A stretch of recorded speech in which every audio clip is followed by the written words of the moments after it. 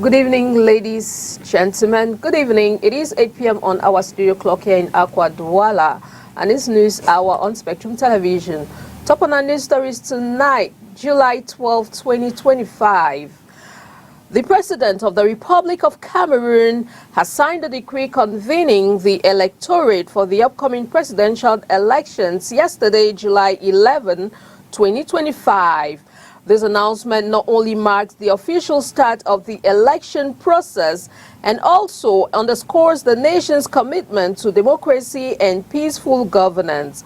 As the country prepares for this pivotal event for October 12, 2025, all eligible citizens are called to participate actively, ensuring that Cameroon's future is shaped through a transparent and credible electoral process. We shall explore what the law precisely mandates as per to this regard. Also in this news, the General Union of Workers of Cameroon, UGTC, recently met in Yaoundé with a decisive mission to raise workers' awareness about the new conventions adopted at the International Labour Conference in Switzerland this June. Their objective: to ensure these international standards are fully integrated into the new National Labour Code, strengthening protections and improving working conditions across the country. The stories in full and more will be brought to you right ahead. Welcome, ladies, gentlemen. Thanks for tuning in onto the 8 p.m. bilingual primetime news on Spectrum Television. And we'll jump straight into the full stories on tonight's news edition. And it is with Leila Renganzo in the French language. Bonsoir, Leila. Bonsoir à vous, Christelle Asseg. Mesdames, bonsoir. Monsieur, bonsoir. Et merci d'être avec nous. Il est 20h sur les antennes de Spectrum Télévision. C'est le journal présidentiel au Cameroun. L'élection aura lieu le 12 octobre 2025. Le président de la République a procédé ce 11 juillet à la convocation du corps électoral. Les Camerounais sont attendus aux urnes dans environ 3 mois.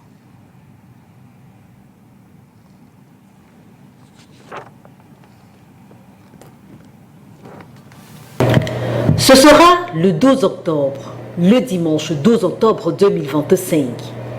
Les Camerounais iront aux urnes pour choisir le nouveau chef d'État.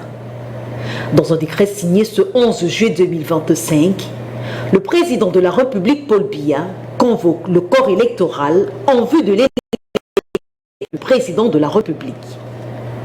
3 articles au total qui lancent le compte à rebours. Première implication, la fin des inscriptions sur les listes électorales, mais le retrait des cartes est toujours possible, et ce, jusqu'à la dernière minute. Selon le calendrier préalablement annoncé par Elections Cameroun, les candidats à la magistrature suprême doivent désormais déposer leur dossier avant le 21 juillet, soit dans exactement 10 jours. La liste des candidatures retenues sera quant à elle disponible au plus tard le 11 août 2025. Enfin, la campagne électorale débutera le 27 septembre pour s'achever à la veille du scrutin, entendez, le 11 octobre 2025.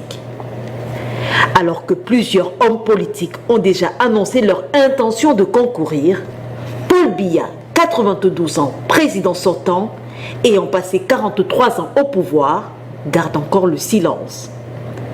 Aussi bien dans l'opinion publique qu'au sein du Rassemblement démocratique du peuple camerounais, son parti, la question de sa candidature ou non-candidature reste un mystère, chacun y allant de ses convictions.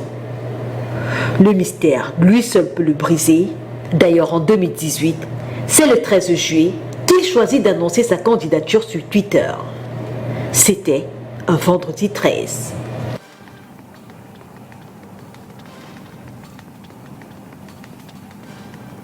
Et comment réagissent les hommes politiques à l'annonce de la convocation du corps électoral par le chef de l'État? Je vous propose d'écouter Hervé Emmanuel Com. Il est militant du Rassemblement démocratique du peuple camerounais, membre du comité central. Vous entendrez par la suite Anissé Ekane du Manidem. Il parle également pour le compte du groupe de Douala. Je pense que le président a été surpris. C'est un élément qui était attendu depuis ce nombre de jours. la date limite c'était samedi, donc le président a anticipé pour vendredi. Donc c'est pratiquement un non-événement, sauf que ça lance le processus de l'élection. Bon, par rapport à l'ambiance de la campagne, moi, au Manidem, on est très serein. Au groupe de Douala également, puisque nous avons la conviction que le RDPC sera battu. Vous savez, ce qui se passe en 2025 dépasse en qualité et en quantité ce qui s'est passé en 1992. En 1992, il y avait l'adhésion du peuple au changement et à la candidature de Fondi.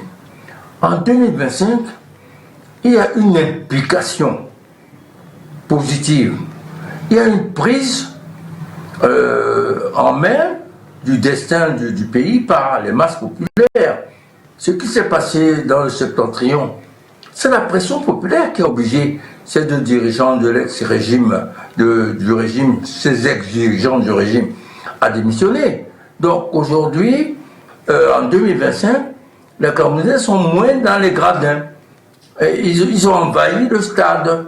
Et ils sont partie prenante totalement. Donc le côté subjectif, c'est-à-dire la conviction que la victoire est possible, est beaucoup plus fort que en 1992. Et nous sommes persuadés que la campagne se passera de façon très positive, elle sera très animée, elle nous permettra d'étaler au grand jour les dérives de ce régime qui dirige le pays depuis 43 ans. Et nous sommes sûrs que les arguments pour la victoire existent.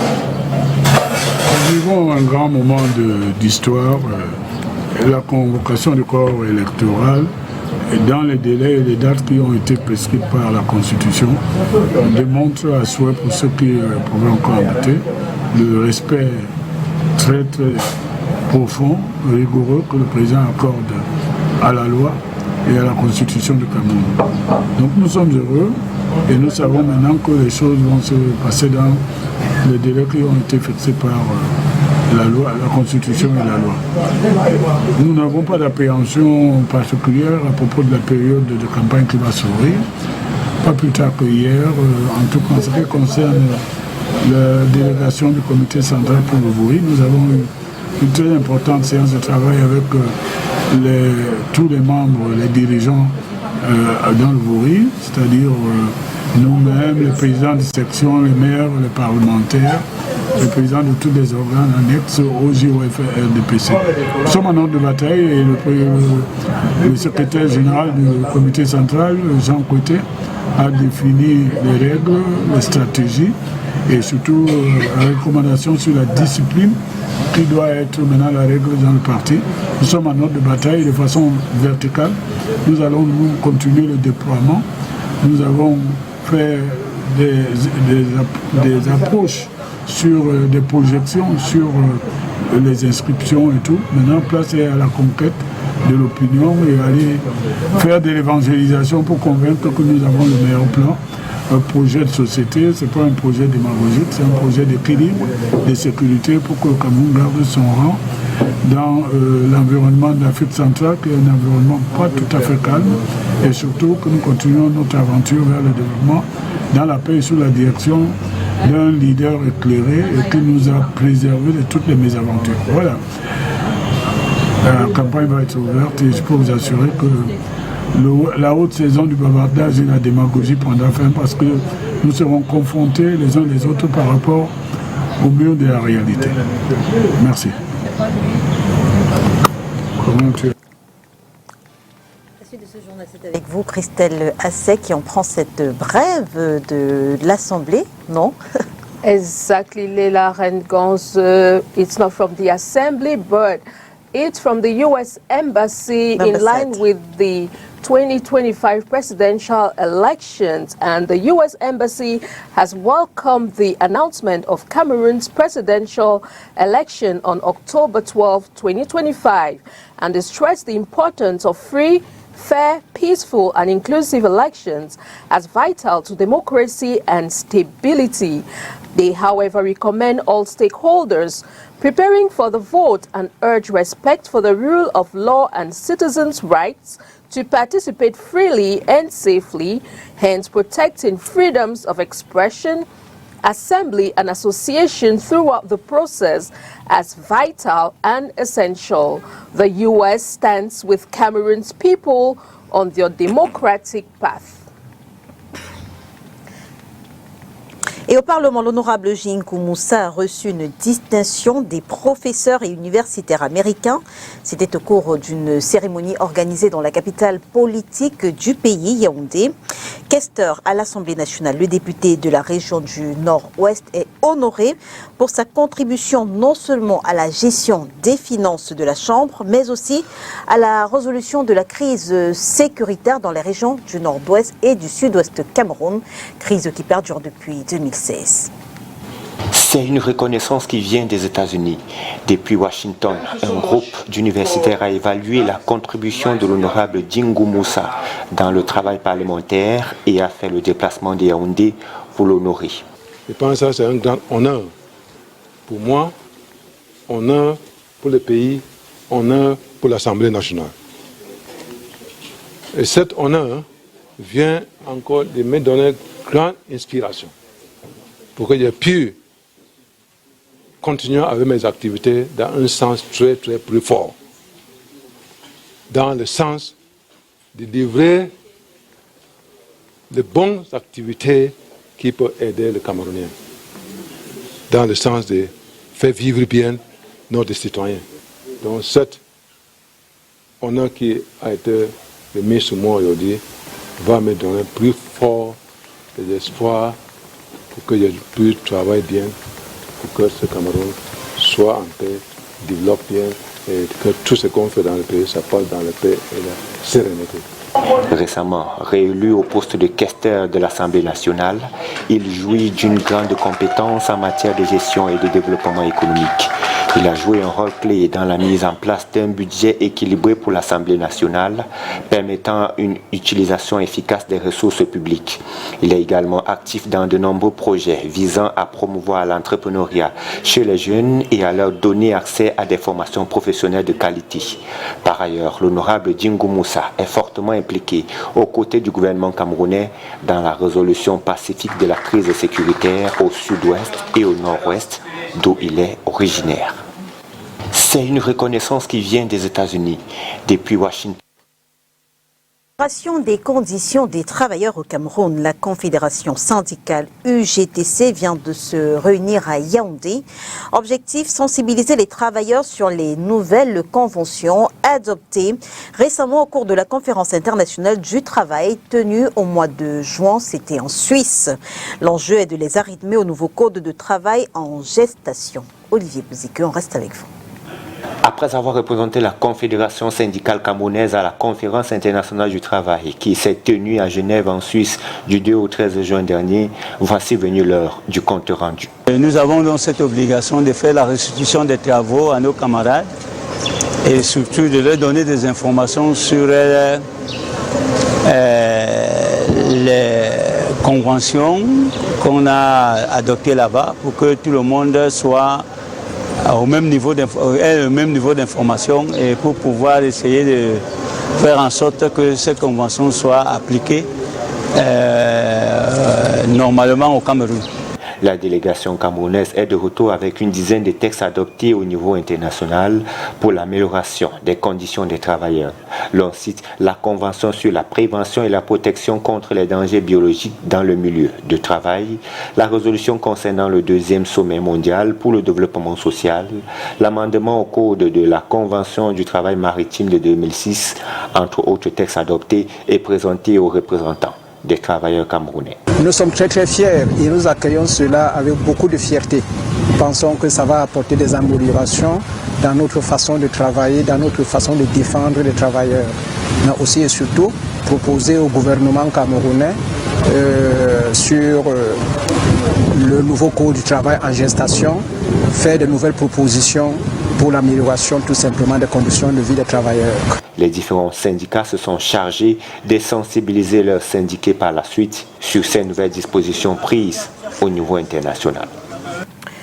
Dialogue social. Le ministre du Travail et de la Sécurité sociale a présidé à Yaoundé la 23e session de la Commission nationale consultative du travail. Avec les différents acteurs sociaux, il était notamment question d'examiner les projets de thèse visant à améliorer le cadre et les conditions de travail des travailleurs camerounais. Voici le point des réformes dans cet extrait du ministre Grégoire Oona, ministre, vous le savez, ministre camerounais du Travail et de la Sécurité sociale. Le premier texte vise à asseoir un cadre de protection sociale complémentaire à celui existant afin de garantir de meilleures conditions de vie aux mutualistes et leurs ayants droit. L'enjeu majeur réside donc dans la mise en place des instruments et autres leviers à même de moderniser les politiques publiques en matière de mutuelles afin que celles-ci répondent efficacement aux défis sociaux actuels dans une sécurité juridique établie. Pour ce qui est du second texte, il est question de mieux structurer le marché du travail en protégeant les compétences locales existantes tout en attirant les meilleurs talents étrangers dans une logique de transfert de technologie et de rentabilité économique objective. Il va sans dire qu'un tel objectif exige que le cadre juridique et les procédures d'obtention de visa soient non seulement clarifiées, mais surtout harmonisées. Le dernier texte inscrit dans l'agenda de nos travaux vise à tirer les meilleurs avantages que nous offrent aujourd'hui les nouvelles technologies de l'information et de la communication. Cela contribuera au renforcement de la célérité, de la crédibilité et de la transparence en matière de collecte, de dépouillement et de publication des résultats par secteur d'activité et par organisation syndicale. Nyama, Congo meat, or better still, snail meat is a nutritional powerhouse rich in protein, iron, and healthy omega-3, boosting immunity and supporting overall health. How this delicacy is prepared, infusing tradition and flavor, let's go find out in the following report.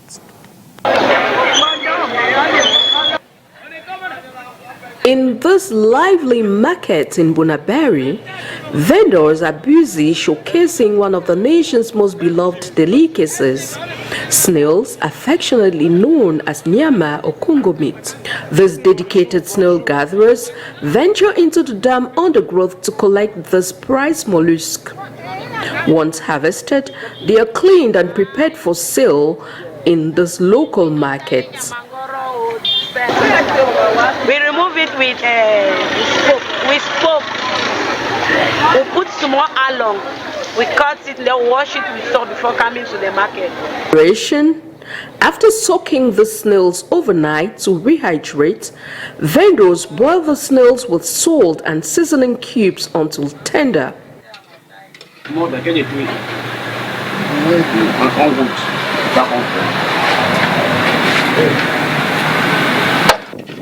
After this, the snails are stir-fried in a dish that balances tenderness with a satisfying crunch.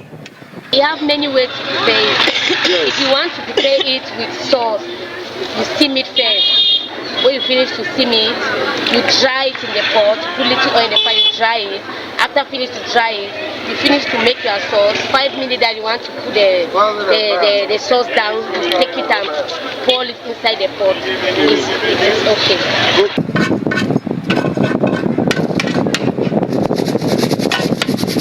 Beyond their delightful taste, snails offer significant health benefits.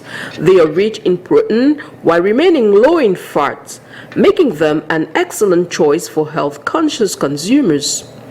Packed with essential vitamins and minerals such as vitamin B12 and iron, snails support energy levels and overall well-being. Their anti-inflammatory properties further enhance their appeal as a nutritious addition to any diet.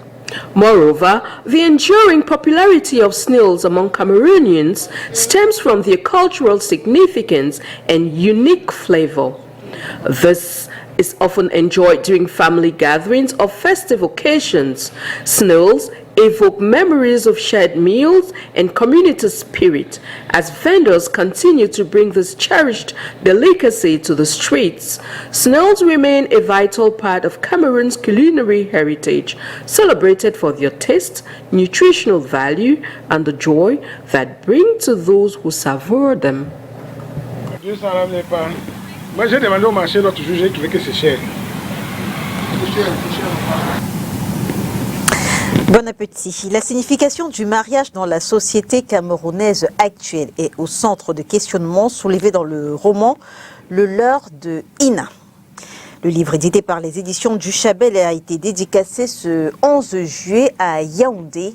Le compte rendu d'Inès Pingan et Thierry Honde.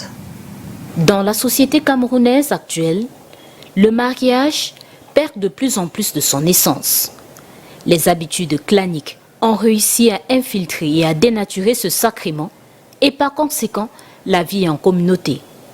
Le roman Le leurre veut crever l'abcès. Au départ, on fait des mariages métissés, on va épouser des personnes d'autres tribus, mais vous allez aller voir que dans le cercle endogamique, il y a des personnes qui vont ostraciser une femme parce qu'elle n'est pas de l'ethnie du mari et pousser le mari à aller chercher une deuxième femme.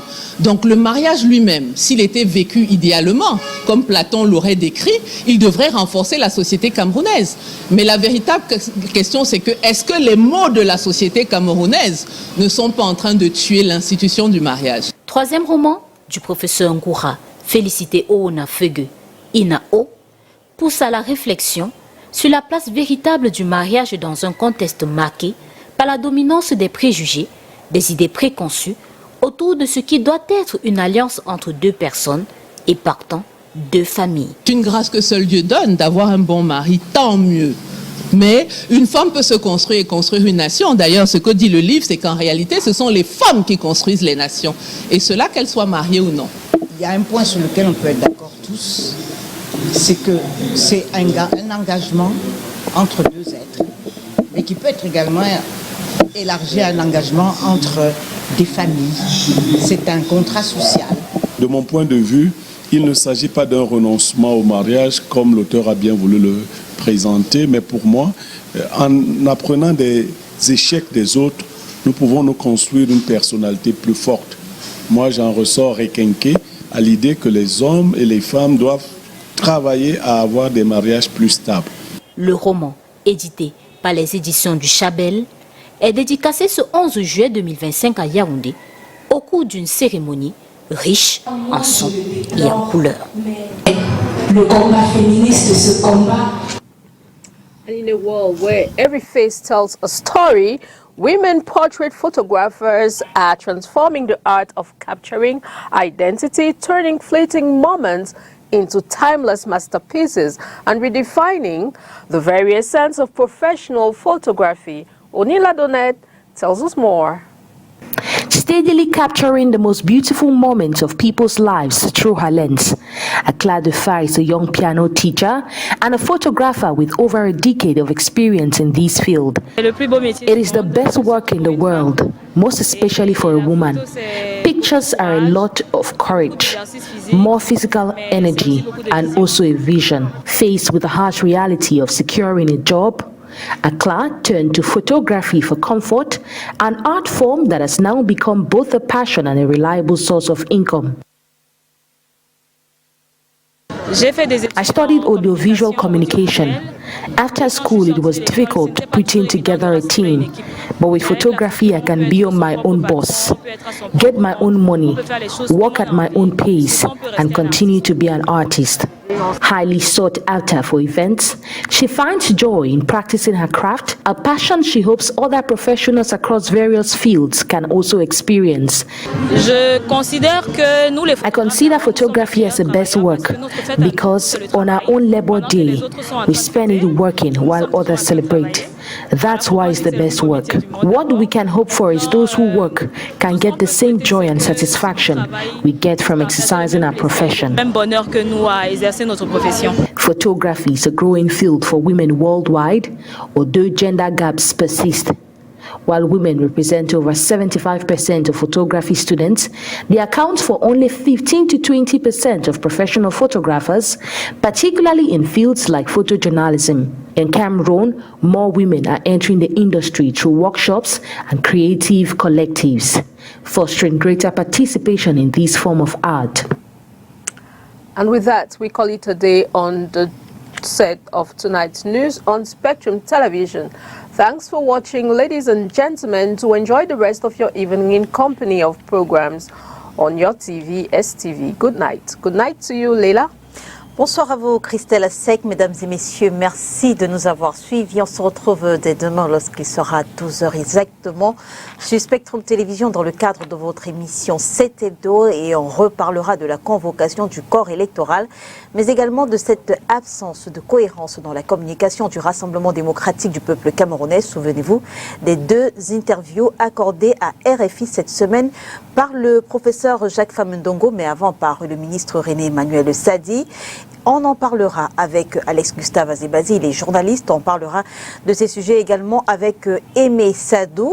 Il fait partie du collectif des intellectuels et a écrit une lettre à Paul Biya. On aura également sur le plateau Édouard Fauchivet du Rassemblement démocratique du peuple camerounais et Maître Roger Bébé du Parti camerounais pour la réconciliation nationale. On se dit à demain 12h sur les antennes de Spectrum Télévision, si bien sûr Dieu le veut.